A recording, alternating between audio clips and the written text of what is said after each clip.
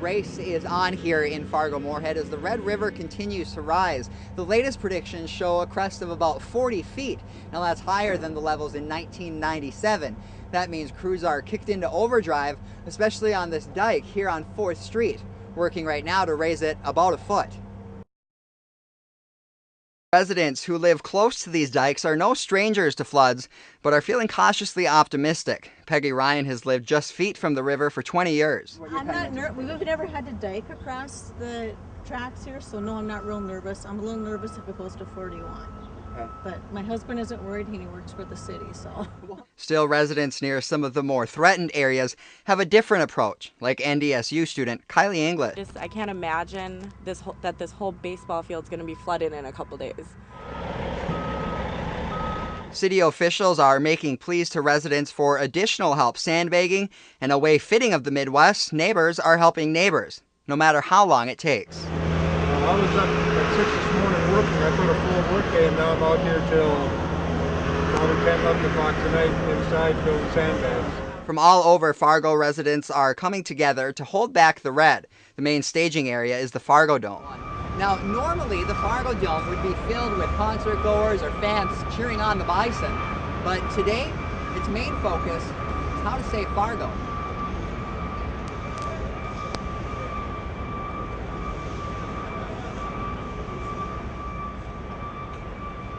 And reporter Ryan Ruud is live on the flood scenes in Fargo. Ryan, what's the latest on the flood in that region? Well, actually, ladies, we received some good news today, battling the floodwaters here in the Red River Valley. South of Fargo, the river has actually crested about a foot lower than expected. We're expecting new numbers for the crest here in Fargo sometime this evening. Again, today, both NDSU and MSU Moorhead were closed as volunteers are filling about 500,000 sandbags a day. City officials are estimating needing around 2 million to hold back the crest later this week. Live in downtown Fargo, Ryan Ruud, UTVS News. All right, thanks, Ryan.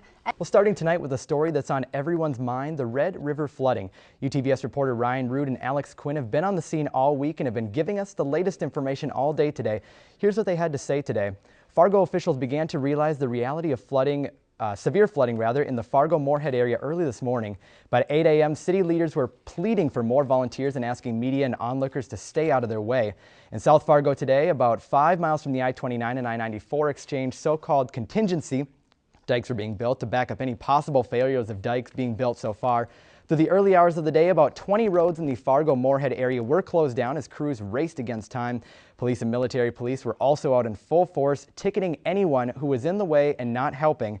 And last night, officials rescued about 46 people who were stranded by floodwaters in Fargo. Well, UTVS reporter Ryan Ruud is now live with us by phone in Fargo. Ryan, what's the latest? Well, where do you want me to start, with the good news or the bad news? Early this morning, when they started to put out the call for volunteers, they said they needed 2,000. About an hour after that, they were so below that they used the emergency system used by the Department of Homeland Security. It's called Code Red. After they sent that out to the Fargo Moorhead area, about 6,000 volunteers arrived to help sandbag and help build the contingency dikes. Just recently, evacuation plans were released by city officials on how to evacuate Fargo should the need arise. Their plan is to do it section by section, and at this moment, Moorhead Mayor Mark Voxlin is holding a press conference and we were just advised that a large neighborhood south of I-94 in Moorhead has been ordered to evacuate. And just a second here, I just got something. Let me look at it quick here. New numbers, actually new this second, breaking right now, new numbers on the crest in Fargo. They're now putting the crest at 42 feet. That's 2.5 feet higher than the record set in 1997.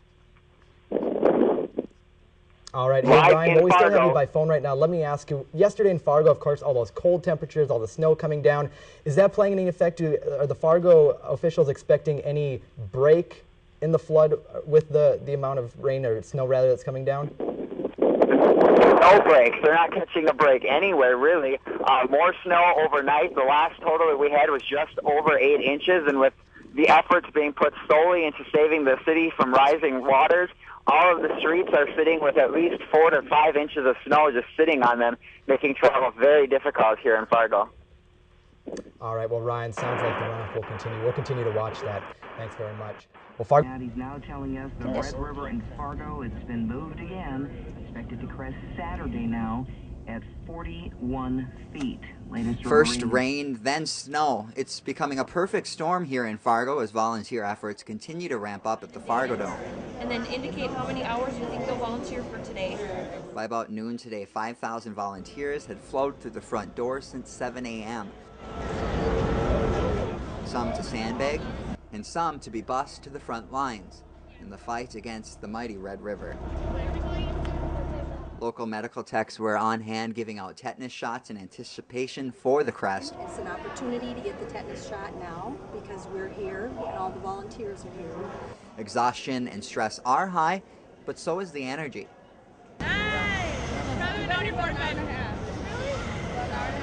South of Fargo today in Oxbow, North Dakota, rescues by boat were taking place as media was asked to stay away. Back at the Fargo Dome, it's a race against time. In 24 hours, it's as if the workforce here in the Fargo Dome has doubled. Buses coming and going constantly, being sent out all over Fargo in an effort to beat back the red. At the Fargo Dome, Ryan Ruud, UTVS News. UTVS's Alex Quinn is in South Fargo with the latest on how the snow is affecting the flood fight. And over the past weeks, we've seen hundreds of images from the Red River Valley. And we've also heard a lot of information. UTVS's Ryan Ruud breaks down Flood 09 for us. Ryan.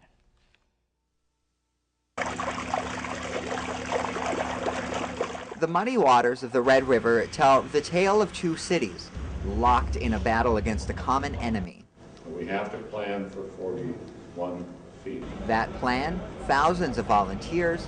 And then indicate how many hours you think you'll volunteer for today. We need sand. Staging the fight of the century against the floodwaters of the mighty Red River. From the ground, you can see the streets flooded by the Red River, but from the air, you can see why the valley is so nervous.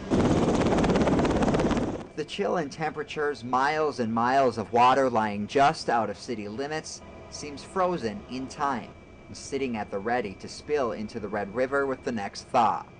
Homes become islands, and the Red River of the north is beginning to look like Lake Fargo. Back on the ground, the FM officials have halted sending sandbags to residents, focusing instead on city infrastructure. All over the two cities, you'll find mini staging areas for Battle 2009. Like a well-oiled machine, residents are called into action, protecting the city block by block. The three houses and whoever else needs extra bags.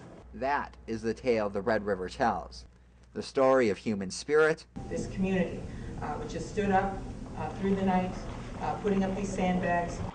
Unwavering. Makes me proud to be able to say that I represent the people of this area because... And unbroken. You got your comfort on the cheesecake. Good to see you. Here you go. Okay, thank you very much. Thanks for all your work.